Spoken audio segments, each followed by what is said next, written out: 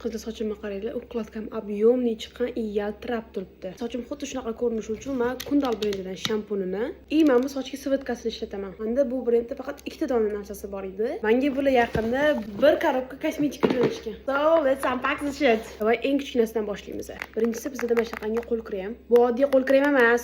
Buning ichida limon bargi, anor, guruch, rozmarin ekstraktlari bor. Bu krem qo'linglarni juda ham chuqur namlaydi va qo'linglardagi ajin va dog'larni yo'qotib, oqartirishga yordam beradi.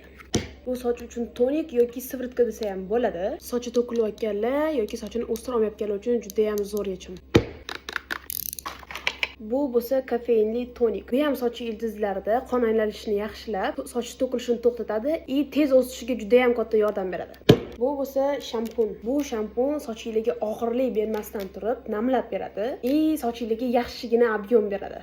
Bu sochga yuvilmaydigan maska. Buni boshingizni yuvganingizdan keyin sochingizning uchiga, ya'ni gullab ketgan yoki da bo'yaganingizdan keyin xashay bo'lib ketgan joylariga surasizlar. Bu to'g'ri fendan, dazmoldan, suvdan himoyalaydi. Bunisi bo'lsa badanga skrab. Bu skrab shakarli. Bu skrab faqatgina namlab bermaydi, namlab berishdan tashqari anti-aging, ya'ni qarishni oldini olishga ham yordam beradi. Va bundan tashqari bu skrab ishlatganingizda tanangizga lifting, ya'ni tortilish effektini ham beradi. Ichim ham bunaqangi bo'ladi. Agar sochingizga va tanangizga juda ham yaxshi parvarish xohlasanglar, lekin budjetning effekti zo'r narsa xohlasanglar, mana shu brendni ishlatishingiz kerak. Bu shuncha narsani ishlatayotgandan keyin sochim bilan tanam menga 7 bukilib rahmat aytsa kerak. Rahmat.